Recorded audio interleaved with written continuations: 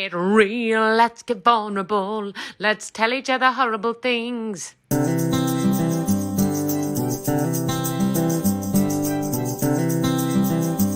You can only be so much to other people. You can only be so much for other people. You can only do so much for other people. But you gotta be true to yourself.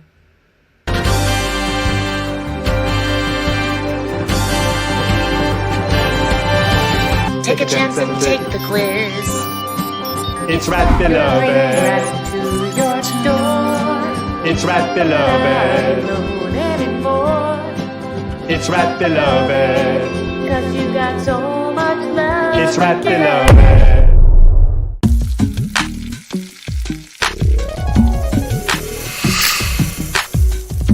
Relax.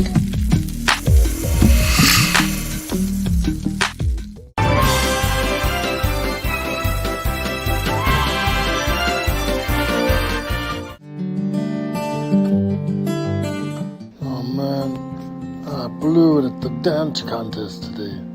If I just danced a little bit better, maybe I could have taken home that prize.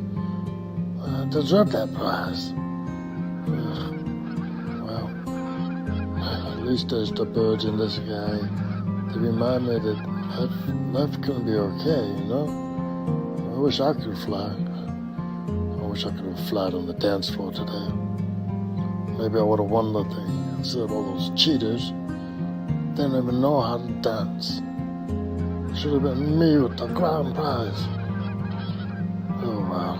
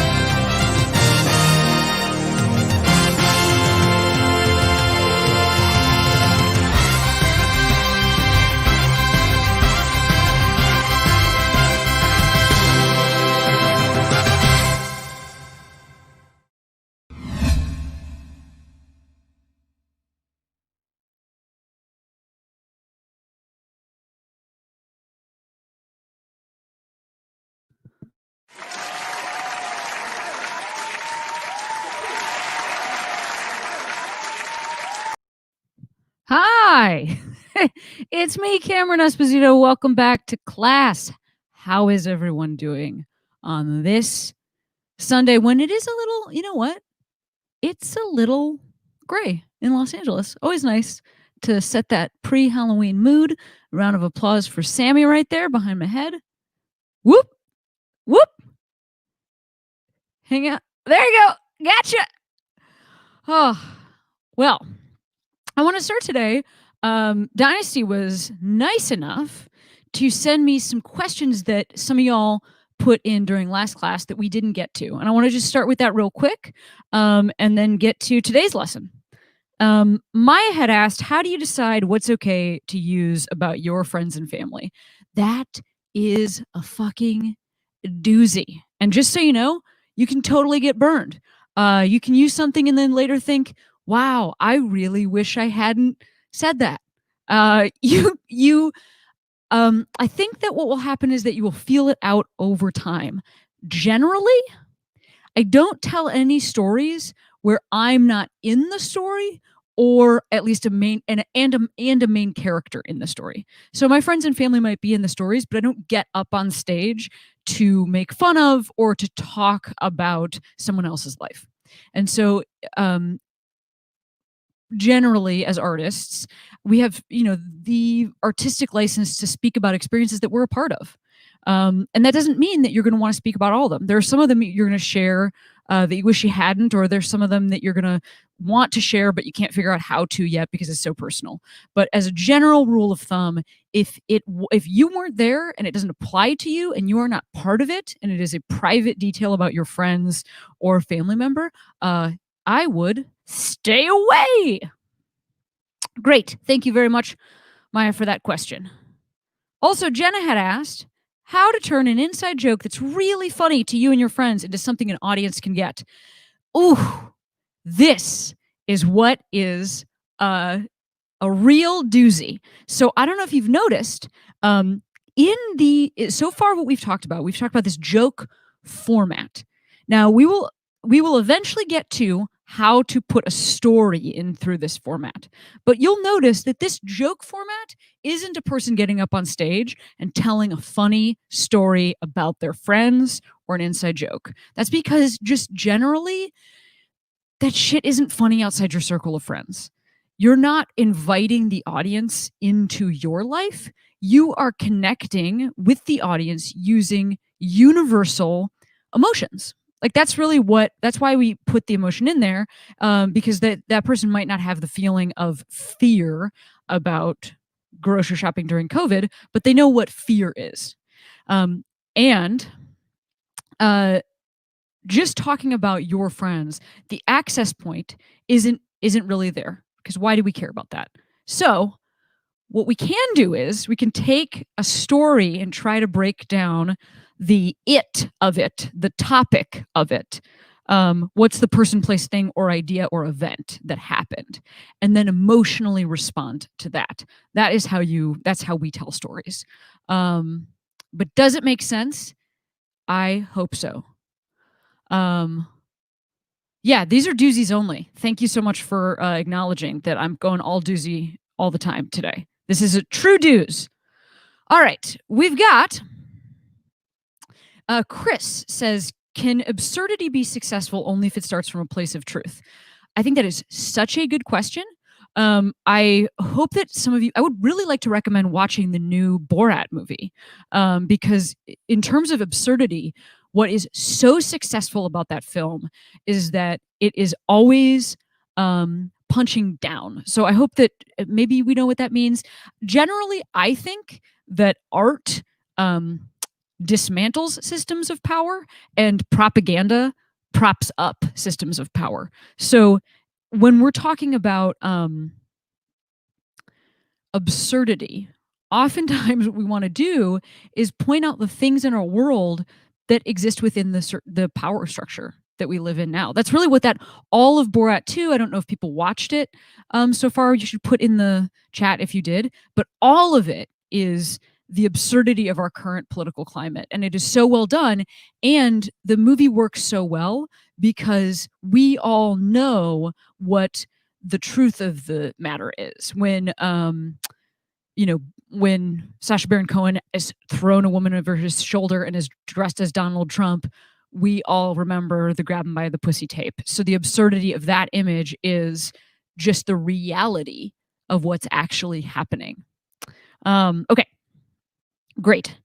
Oh, and we talked a little bit about this, but what if I start with something true, but a year later the old jokes are polished, but the material is no longer true? So again, remember the best way to do that is to just acknowledge last year I did blah, and then you're in the clear. From Bella, Cameron, how can someone start to get into stand-up, specifically when they're too young to get into clubs and bars? Now, this is a good question right now. I don't know that I have the COVID answer for this, because I would imagine there are many open mics and clubs that are running. I mean, there are many bars and clubs that are running open mics right now, and I don't know that there is a 21. I don't know that there is an age limit. So this might just be your best time. The Cole's open mic in Chicago, an open mic I started a bunch of years ago, still runs. It's like the best mic in the city, and I think they're doing it on Zoom. I went to it a couple months ago, and it was so fun. I don't know that there's an age limit because there's not alcohol served to you through your computer. That said, in a non-COVID time, eventually down the line, if you're still not 21, in 2 years when there's a vaccine, what I would recommend are coffee shop open mics, which often focus a lot on music, but you can show up. You can be the cool, teen that does stand up at the music open mic. Or I would also recommend that for somebody who's sober and really uncomfortable around alcohol. Coffee shop open mics. That's the answer. Awesome. What else do we have? This is such a good question. When a set isn't going well, can acknowledging it help, or does that make it worse? Personally, I believe that bringing the audience in is always to the comic's benefit. There are some comics who don't do this. There's some comics who get on stage and alienate the audience. And that's part of what they're doing. That's not what I do. So if I can mention that I wanted a different reaction, but in that call folks in, I might sometimes do that. What I don't always see going very well are comics yelling at an audience that's not living up to their expectations. And by the way, that's like a constant thing that happens all the time. But I would say that for you as a comic, I think you look less polished. No booker, nobody's ever sees you at a mic screaming at the audience and then says, "Yo, that's the person." Unless you get to a certain level, then you can scream at the audience. It's news, and that's why they book you. Anyway, men, am I right? Okay, I know they're.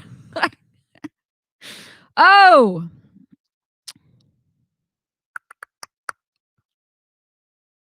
And then there's this question: what are the different ways you approach joke writing for a sitcom or show compared to stand-up? So this was specifically a stand-up writing class, and these jokes would work best for things like a monologue, for late night television, for a late night set. They would work well to develop your hour of material. They would work well if you want to be a touring comic.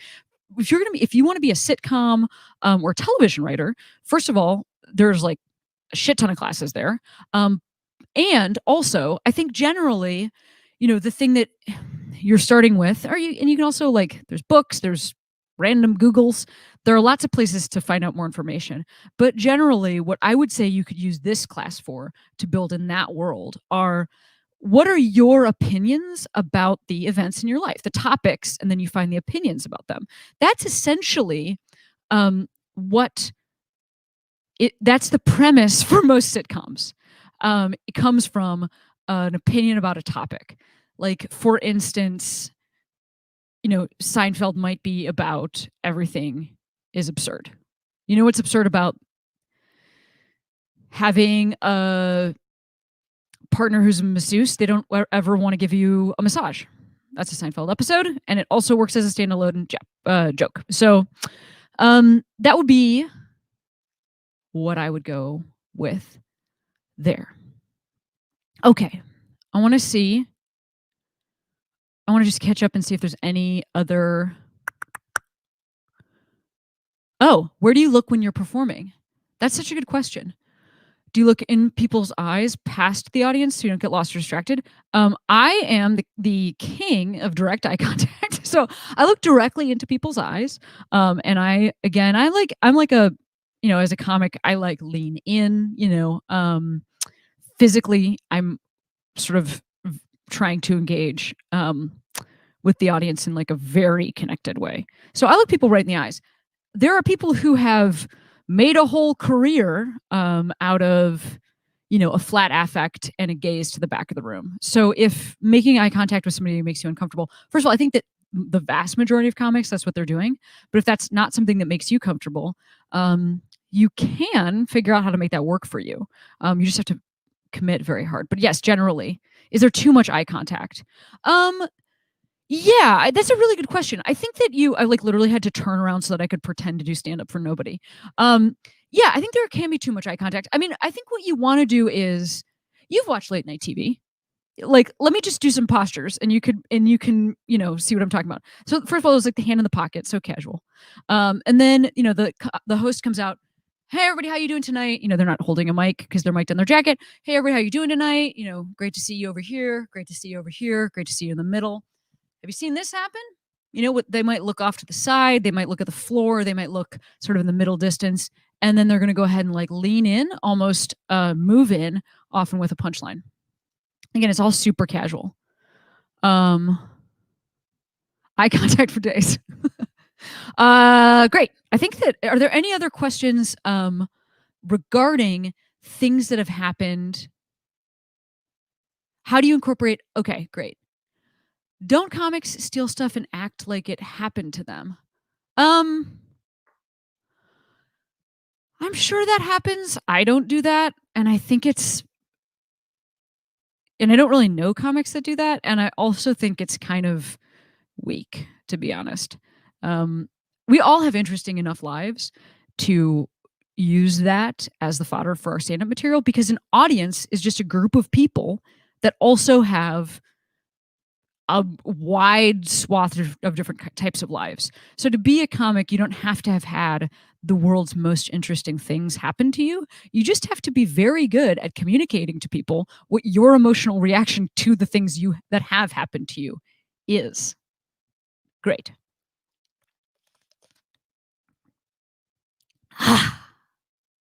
What else? Final question. How do you incorporate crowd work into the framework of a joke? Crowd work, for me, I guess I have to think about that for next week. How do you incorporate crowd work into the framework of a joke? Because I started in improv, I'm very comfortable doing crowd work. And after a bunch of years of, doing stand-up, it like is a natural thing for me.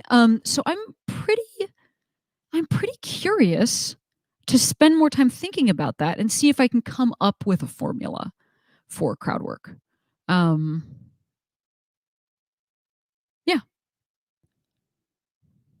All right. So today what I want to talk about is breaking down some of the structure that we've discussed so far. So I know that we had talked about this very specific joke structure. It's blank about blank, blank. I mean, it's like we've been writing those jokes, and I know that you wrote those, and I know that you hopefully did some of your homework of working on that little joke map where you are linking things by emotion. And today I want to talk about how to make that more conversational. So I wrote like a standard, and maybe Sammy, are you in the chat or is someone from the theater in the chat? Maybe you could put this in the chat and like pin it. This is just how, by the way, this is how high-tech people do things. You say it out loud, the person behind you types it, and it beams into space and goes out to the internet and appears in your, this is how it goes. This is the most high-tech way to do this. You know what's stressful about moving during COVID? Having to use Jeff Bezos's company. I mean, it's like, I want to support mom and pop shops, but mom and pop are in a high-risk group. I can read it again, Sammy, if you need me to. You know what's stressful about moving during COVID? Having to use Jeff Bezos's company.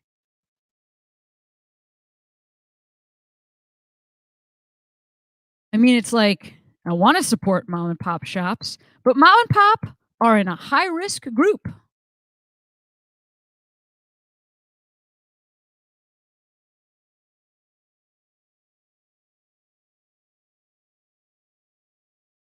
All right.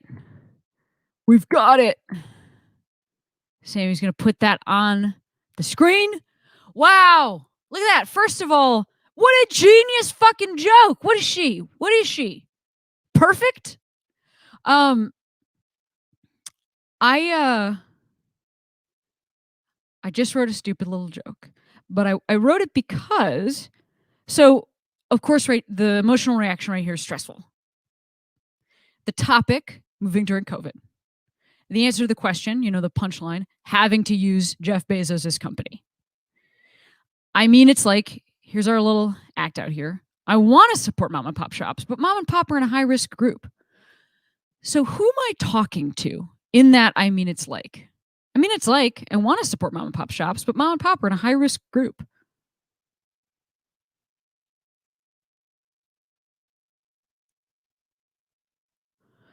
I'm talking to the audience.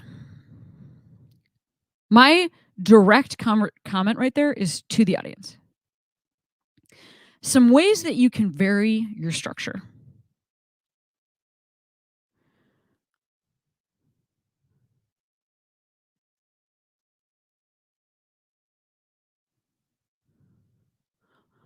Okay, I'm going to do it again.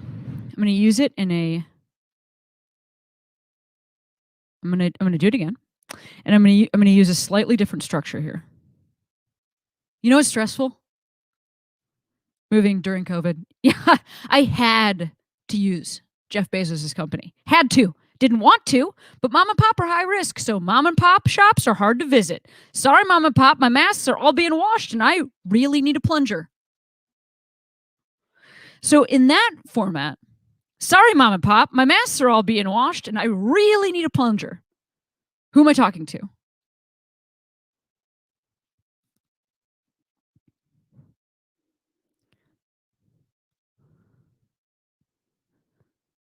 And the chat is a little behind, but I'm talking to mom and pop, the people that own the shop. Also, at the beginning, you know what's stressful? Moving during COVID. You can also take that question mark. So you see it up there on the screen. You take that question mark. Where is it? There it is. And you can put it here. After you know what's stressful. You know what's stressful? Moving during COVID. So that's the same setup, but broken up differently. You know what's stressful about moving during COVID? That's one option. You know what's stressful? Moving during COVID. Those are two options for how you can make sure that you don't sound like a total robot who's using a joke structure over and over again. Also, having to use Jeff Bezos's company is what I set up here. A different version. Had to use Jeff Bezos's company. Had to. I use a different, instead of the gerund having, I use the past tense had. I broke it up and I repeated it. Had to use Jeff Bezos's company. Had to. Didn't want to, but mom and pop are high risk, so mom and pop shops are hard to visit. Sorry, mom and pop, my masks are all being washed and I really needed a plunger. So I've changed who I'm speaking to. The first version of this joke, I was speaking to the audience. The second version, I'm speaking to mom and pop, characters from the joke. Also, even though those are very different structures, do you know what's stressful? Question mark. Moving during COVID. Had to use Jeff Bezos' company. Had to. I still have in there, even though I've slightly mixed up the way that it is delivered, I still have in there my emotional reaction, stressful, my topic, moving during COVID, and my punchline, which is you have to use Amazon. You cannot not use Amazon. So,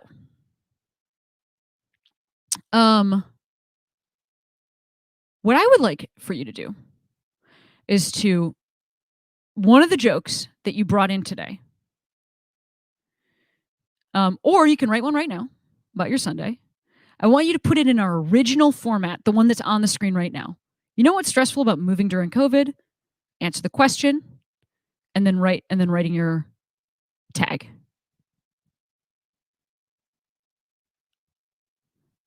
So I want you to write one of those, and then what we're going to do is we're going to do it again in this slightly different format.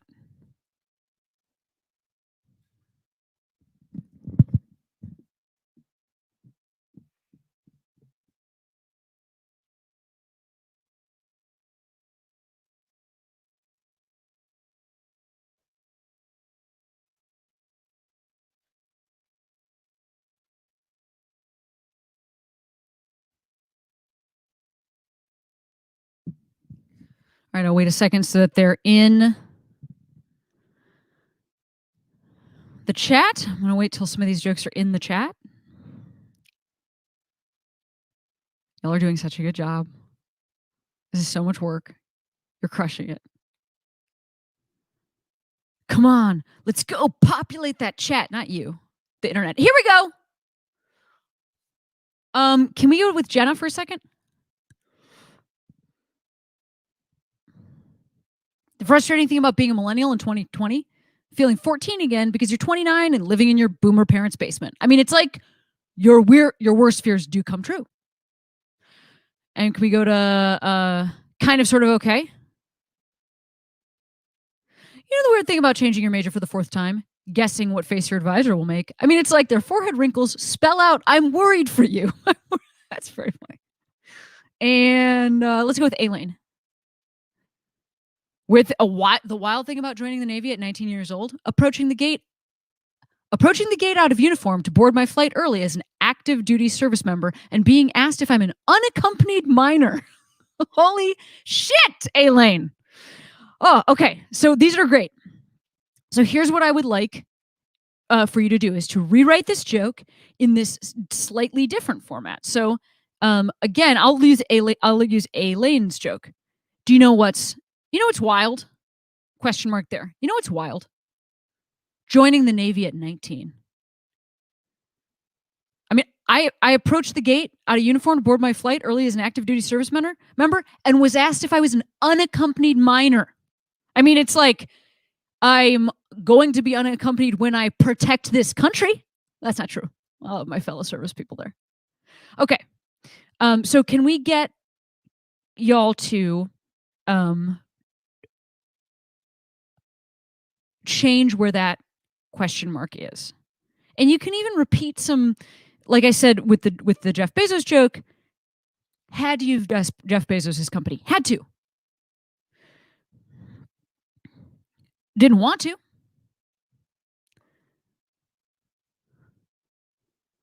I'm going to see if you can make your joke that you just wrote a little more conversational. But making sure that you don't drop emotional reaction, topic, and the answer to the question. Here's how I feel about this topic. Here's why. That's what we're always doing. Emotional reaction to a topic, and then we answer the question as to why.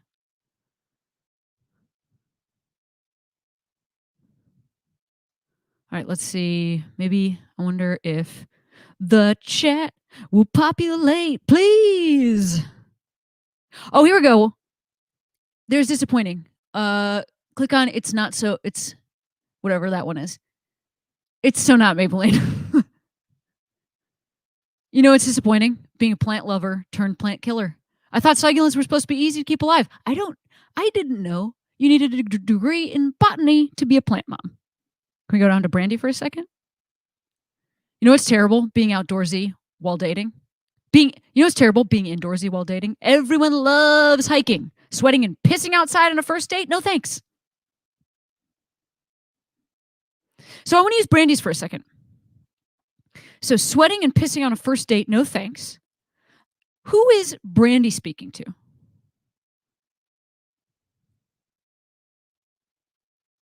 I think it's the audience. I wonder if we could also get a version of that, again, for variation. There's somewhere you're speaking to the audience. Where now can we add a version of that where you're speaking to the person proposing the date?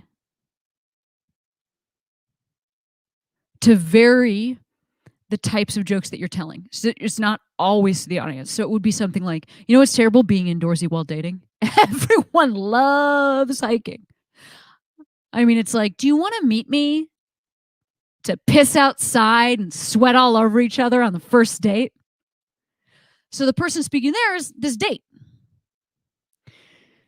You know, it's terrible being indoorsy while dating. Everyone loves hiking. I mean, it's like, no, thank you. It's like so nice to meet you, but I actually am going to leave now because I need to go home where there's a bathroom.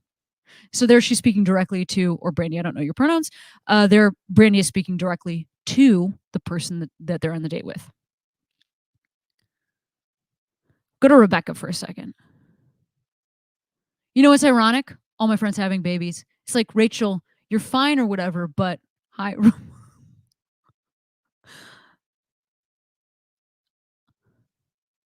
I don't get it. I'm not sure if you're just talking to your friends that are in the class. I want to get it. Maybe it's me. Maybe it's an inside joke.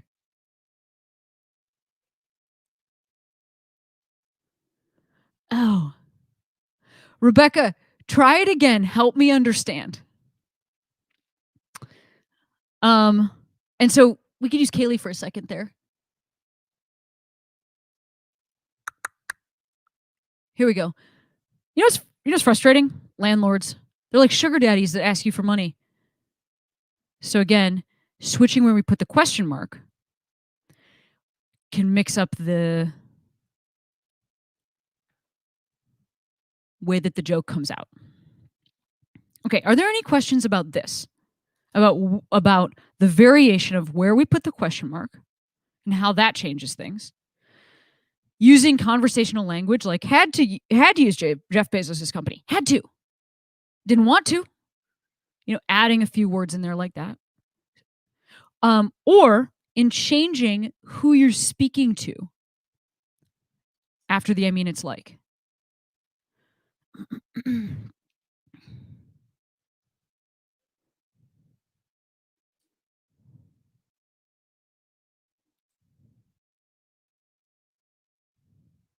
Oh, here we go. Go to Brandy for a second, because they redid that joke with the changed perspective. You know, it's terrible being outdoorsy while dating. Everyone loves hiking. You want me to sweat and piss outside on a first date? No, thanks. Oh, wait, that's just the same thing. I just read it again. I'm doing fine. Let's scroll all the way down, Sammy. Thank you. You're the best.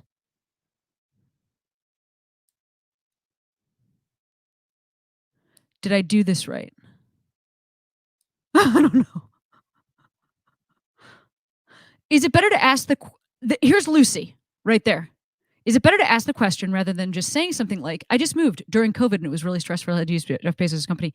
Lucy, you are the best. I want to read you the way I would probably tell this joke. Sammy, can we type this back into the chat? I'll read it to you again. You know what's stressful about moving during COVID? Having to use Jeff Bezos' company. It's like, I want to support mom and pop shops. Mom and pop are in a high-risk group.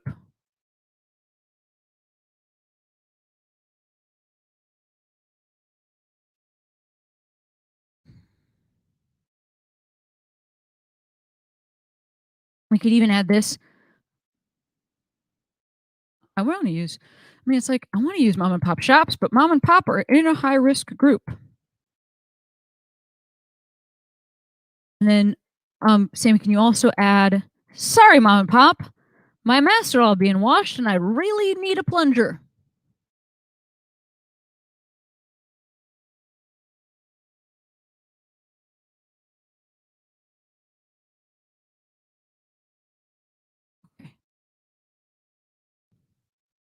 Oh, it's going to be 2. All right. Well, you get it.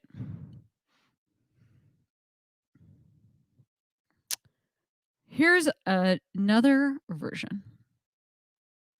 I just moved. Yeah. During COVID, it was stressful. Wanted to look. I'm like you. I want to keep local businesses open. I was dying to. But also, mom and pop shops are staffed by moms and pops, and I didn't want them dying too. Looks like someone came through here without washing their hands 9 times. Johnson, get Prince and tell those protesters to get out of here. We're just doing the part of our job that isn't killing black people. You know what? Call the president. See if he can gas him.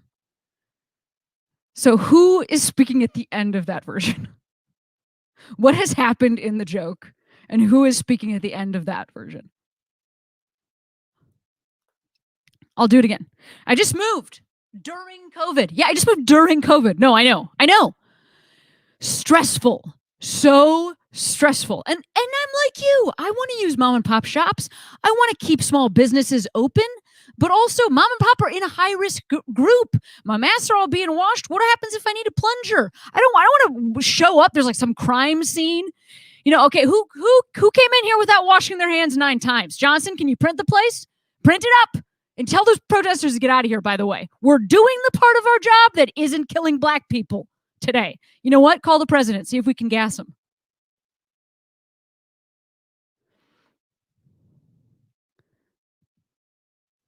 Okay.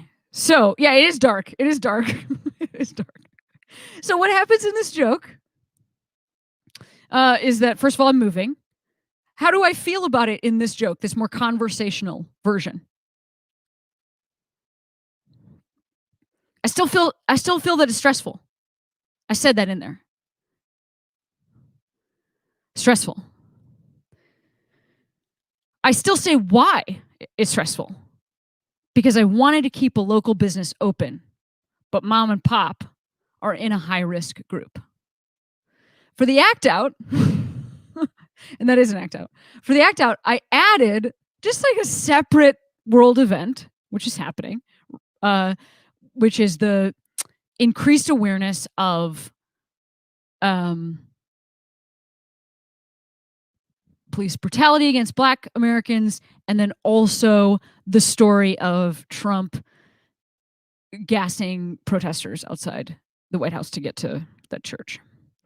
And so adding those elements, it's not, I didn't necessarily walk everybody in the audience through all of that, but because they're like in the zeitgeist, you knew what I meant. And it was dark. I mean, I don't think I actually would tell that joke. But it's a joke that I could write for this class. And I wanted to show you that because what we were going to eventually move to. So today we did we started by, we just moved our comma. And we just did things like repeating, had to use Jeff Bezos' company, had to. And we just varied who we were talking to at the end. So we're talking to the audience versus talking directly to another person as an act out. And the reason that I then sort of put it in my own stand-up language is to show you that in that joke, the same things are all there. I just moved during COVID. First of all, just by the pacing, you get some part of my perspective. I just moved during COVID. No, I know, stressful. So there's my topic. Moving during COVID is the beginning, instead of at the end. Stressful while moving during COVID. I just moved during COVID. Stressful, but I've still put all those 2 parts at the top: the emotional reaction and the event. And then I still answer the question as to why. I just mix it up a little bit conversationally. And at the end, I, in the act out, brought some other elements in. So I just wanted to show you that using this format eventually what I want for you to do is to get so good at this format, at this like obviously sort of canned format, that then you can break it down and become more conversational. And the way you're going to do that is by never losing your topic, your emotional reaction, or your answer to the question of why that's your emotional reaction. So even if you do the joke a different way, a way that's much more conversational, people still know that that's how you feel about that thing and why. Sammy, can you scroll down, and I'd like to see the new comments and just see.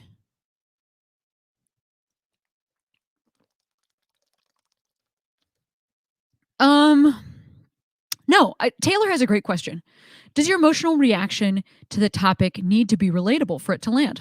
Will it alienate the audience, have an emotional reaction that is odd, different, or can it be part of the humor? I don't know that it adds or detracts. I think that it can raise the stakes. And when you're dealing with heightened stakes, the payoff tends to be bigger, but also the job is harder. So what I mean by that is, if you're gonna, this is sometimes how like when comics get into trouble because they're trying to defend an indefensible thing. Like they're like, actually, whatever it is, pedophilia is good, and here's why. There are many comics who, first of all, that joke exists. Like literally that joke exists. And the skill of that comic is being able to answer the question so inarguably that the audience is amazed. Oh my God, look what this person did. They defended this unusual emotional reaction. But you're setting yourself up for a very big hole to climb out of. And so you can fail epically. So does that make sense? Also, if it's a smaller stakes thing, like if it's an unusual emotional reaction to something that isn't taboo, like pedophilia, I think that defending it to an audience can really sell your viewpoint. So no, I don't think you have to have a universal emotional reaction.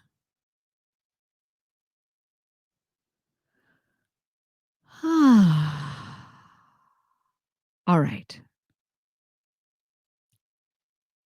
So here's what I'd like to do. I would like everybody to try to write a more conversational version of a joke. And so that can mean just moving the question mark.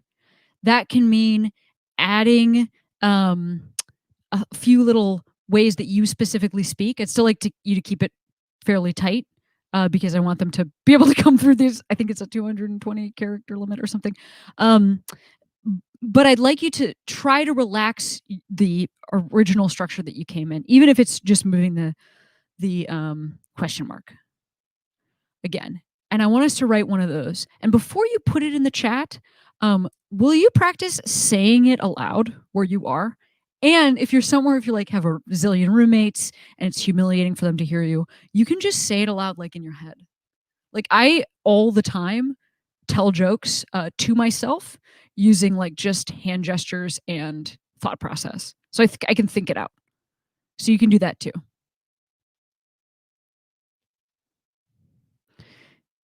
I want you to think it out because I want you to see if the rhythm actually works for you. And once you've thought it out, done the rhythm, and told it a couple times, I'd love for you to put it in the chat. Oh, yes. Let's start with kind of, sort of, okay. I used to work at Dave & Buster's, and it was a weirdly depressing experience. I mean, it's basically Custody Weekends Are Us. Sorry, sir. I can't help you buy your kids respect. Kind of, sort of, okay? That's genius. Now, can everybody here take a minute? I know you're writing on yours, but I just want to take a minute and just look at kind of, sort of, okay as you're working on your more natural communicative joke. Communicative? As you're working on your more natural conversational joke, I want you to look at kind of, sort of, okay. So what's the topic? The topic is working at Dave & Buster's. The emotional reaction is depressing. Why is it depressing? It's custody weekends are us.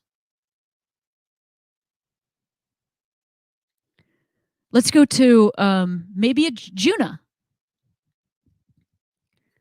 I love fall in New York. I do. I love it because it smells like so little. When it's hot here, it's like hot shit, hot trash, hot dump rats. In fall, it's crisp leaves, ambient trash. Still the rats. That's very good. So again, the topic, fall in New York, emotional reaction, love. Why? Because the smells of the hot summer are reduced. Let's go to Bella for a second. It's just fan-fucking-tastic being a teenager during COVID. Now that I'm old enough to date everyone, everyone could kill me. I mean, it's like there aren't many prospects in the first place, but come on. What's the topic? Being a teenager during COVID. What's the emotional reaction? That it is fan-fucking-tastic. Why? Because this person is old enough to date at a time when everybody is a risk and they are a risk to everybody. Can we go to Morgan? My wife and I are trying to find a sperm donor. It turns out it's way more expensive than I thought. Half my paycheck for something you normally wash out of your socks? No thanks. So, topic, sperm donor. Emotional reaction, expensive. Why? Half my paycheck goes to something this is very good. I would also say you could add a more expensive isn't necessarily an emotion. Expensive is why. So, my wife and I are trying to find a sperm donor, and it is difficult because it's expensive. I mean, this is fine. This works really well because I think that the emotional reaction is implied, but I'm just making sure that you clock what is your emotional reaction in this. By the way, this is very funny. Let's go to Olivia. So I have a baby face. I know. I'm 27 and look 16. I used to my advantage. Netflix just cast me in a teen pregnancy story. I'm the baby.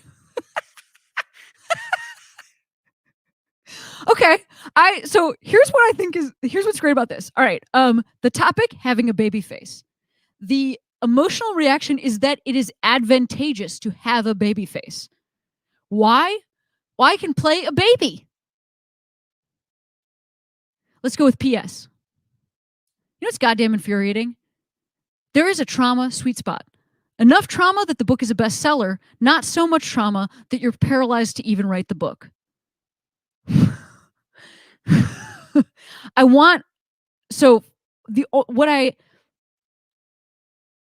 What I think that we need to do a slight word rearrangement here, because I think the actual topic is book writing, not trauma sweet spot.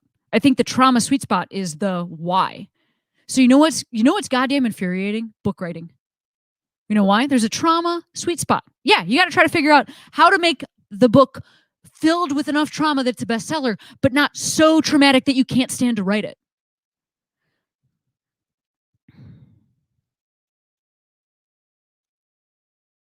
Let's go with Meg. Dating during COVID is stressful. It's like working with an unqualified matchmaker, me. I mean, I haven't even seen if they organize their books by topic of social justice or color yet. Okay, so again, the topic is dating during COVID. Emotional reaction is stressful. Why? Because this person doesn't have enough information to figure out who they should date.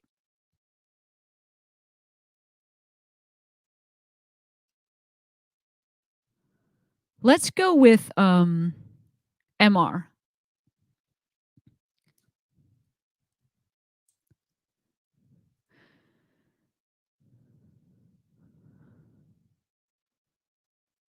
So again, MR, maybe you have a really amazing cadence that this can work well in, but I would love to maybe suggest a slightly shorter sentence at the beginning. Years in therapy taught me that my anxiety thought spirals are worse than reality. Then came 2020. So I would first of all take that but out of there. I'm gonna rewrite this. Okay, so what is the topic? the topic is actually anxiety thought spirals. What's our emotional reaction? I think our emotional reaction is actually, you know what? I think our topic is therapy for anxiety. Therapy to treat anxiety. And you know, it is misleading. So I've been in therapy for years to treat anxiety. Misleading. Yeah, I've been told that that my thought spirals are worse than reality. Enter 2020. What breathing exercises do you have now, Dr. Deborah? Even my brain couldn't come up with this. So I love the what breathing exercise you have now, Dr. Deborah. And I'm just going to suggest that making sure, again, make sure that you have such clarity. What is the event that I'm reacting to here? Even as you break down the structure a little bit. Let's go down just a little bit. Sammy. Let's go with KT for a second. I love being non-binary, but can't stand that I feel like I have to wear feminine camouflage due to my assigned societal gender label. So here's what I want to suggest to you is some more conversational language. I'm going to try to do that on the fly. I love being non-binary. I do. I love it. You know what I can't stand? Feeling like I have to wear feminine camouflage just to be accepted as I walk down the street. It's like, shut up already. It's all just different shaped cloth. So again, you do have the topic of being non-binary. You do have two different emotional reactions in there. And I get why you would say, it's conversational to actually include those. I think the only thing that needs a little refining here is the answering of the question. The topic is being non-binary. The emotional reaction you're actually answering the question on is what you can't stand. So what I can't stand about being non-binary is that I feel like I have to wear feminine camouflage. And I understand that the rest of that also is important in terms of personal identity. I just wonder if there's a different, more conversational way to say it.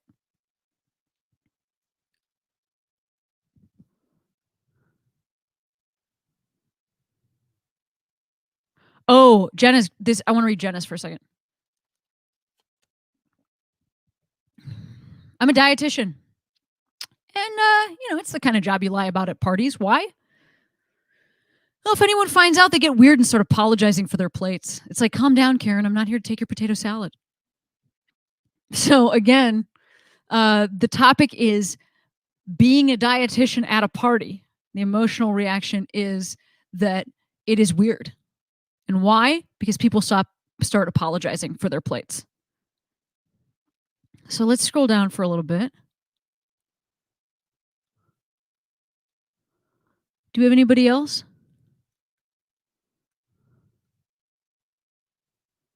Yeah, let's go Charles for a second. It's weird to shop in the kids section. Some of the clothes are... It's weird to shop in the kids section because some of the clothes are still too big for me. It's like, maybe I'll fit into that shirt next year in 8th grade. Okay, so I want to suggest breaking this up a little bit.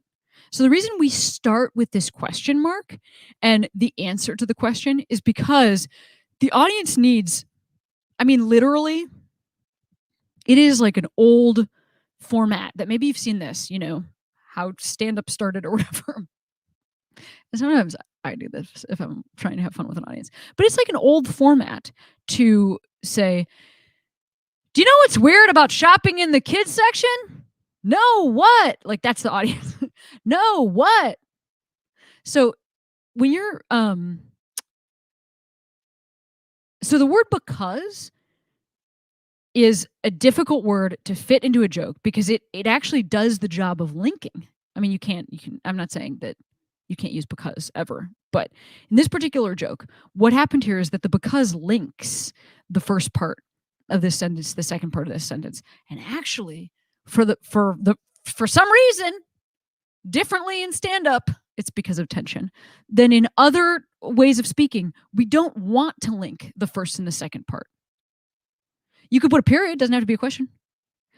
Oh, I shop in the kids section. It's weird. Yeah. You know why? Well, because some of the clothes are still too big for me. Yeah, that's right. I'm walking through like, oh, maybe I'll put this, maybe this will fit me next year when I am. And I also think the 8th grade, I think this would work if I could see you. I have a feeling that you're an adult person. But another option besides the 8th grade is to go with your real age. So, again, I'll do this. It would be something like, I bet you have noticed. I shop in the kids section. Yeah, I love it. I mean, it's cheaper. It's affordable. It's not busy with for above here. Like, it's, but, it's weird about it though. I don't fit into all the clothes. I'm like holding a shirt. Like, I guess I'll fit into this when I'm 40.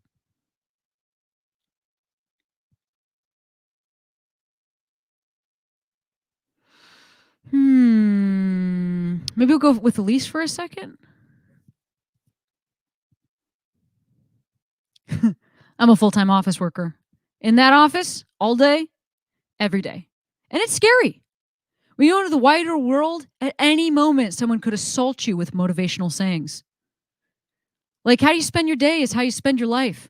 I mean, it's like, okay, Jen, I know you're my yoga teacher, but I really don't need you making me feel worse about spending all my time hunched over a computer arguing with some guy called John about insurance. The only thing that's confusing about this is Jen your actual yoga teacher? Because I feel like putting your yoga teacher at your office is just confusing for the audience. But it could be like, okay, Jen, I know outside of work you're a yoga teacher, but in here, I don't really need you making me feel worse about how I spend my time. Does that make any sense? Okay, let's go with Leah. The worst thing about being in your 40s, a lot of major decisions are behind you. The great thing about being in your 40s, so are the hangovers and the written tests. So this is kind of fun because you did 2 of them. You did 2 emotional reactions, the same event, which we talked about last week. I feel that you could absolutely add a nice little act out here at the end and make this really work for you.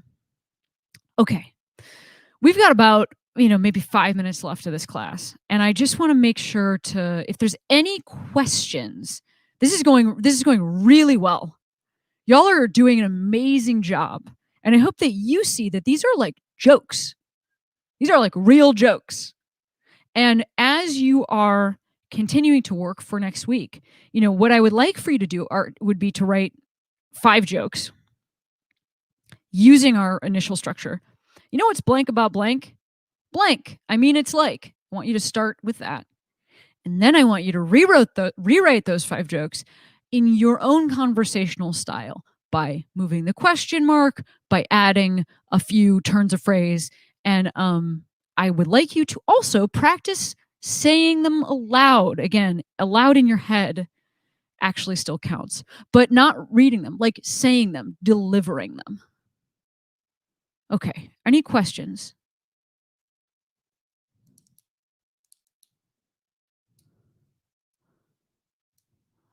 See if this will take a second.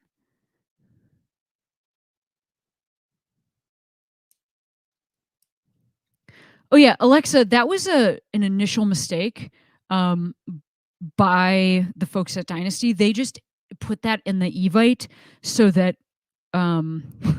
it wouldn't get cut off. Class is always just 60 minutes. And it was supposed to be 60 minutes the whole time. And I'm so sorry if there was confusion about that. Okay. Hang on. I think there were some questions at the end of the comments. How do you incorporate doing fun voices and impressions within jokes? Well, first of all, fun voices can happen in the act out portion.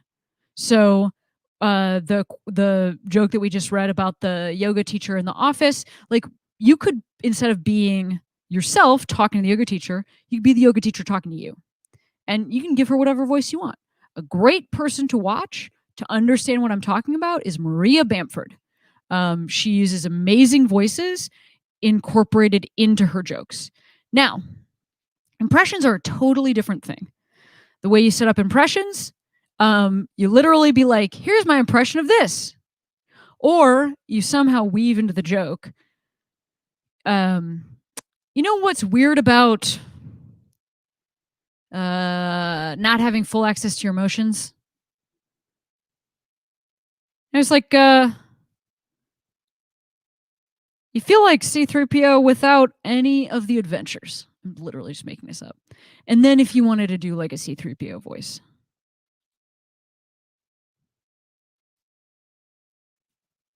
Okay. How often do I write new material? Daily? You know, when I'm right now, no, because I'm not really doing much stand up because of the pandemic. But during touring, you know, if I'm touring or if I'm, say, it's not a pandemic, I'm probably writing some new jokes every time I'm going up on stage.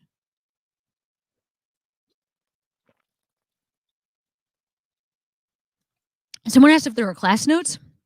I don't think that that's true, but this is available. You can rewatch this. And I don't know how to do that, but somebody could put that in the thing that works as Dynasty Typewriter. How do you decide if there are jokes that can work for both?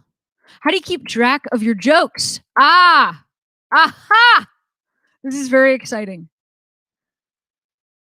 Becca, what you need is a joke notebook. It can be any kind of notebook. You write all your jokes in there. You compile them into a set list. We'll talk about this next week. We will talk about actually structuring a set for stage. But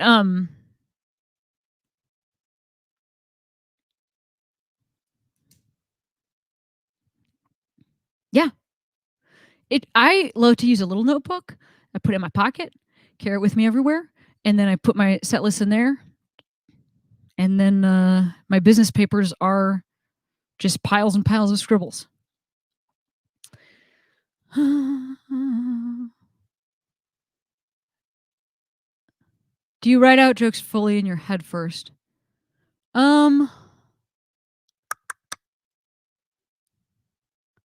Yes, actually. Yeah, I write jokes in my head and I never fully write them out. Until if you're doing television, you have to actually type out a full transcript so that it can be approved. So then I write them out at that point. But I usually write them out by like a set list is one word for each joke. I usually write the names of the jokes. And then I might early when I'm telling them use a voice recording app to tape my sets. Okay. Whew. Everyone. Do you bring notes on stage with you? Absolutely. Yeah, I walk on stage with a set list. And I think that now I think pages and pages of, although like if you're at an open mic level, coming up with pages and pages of fully written jokes, like nobody gives a shit. I think that's totally fine. But I think by the time people are paying to watch you, you're walking out, you have a set list, or you know the set list in your head. It should be like a little piece of paper or a single piece of paper, and you put it on the stool.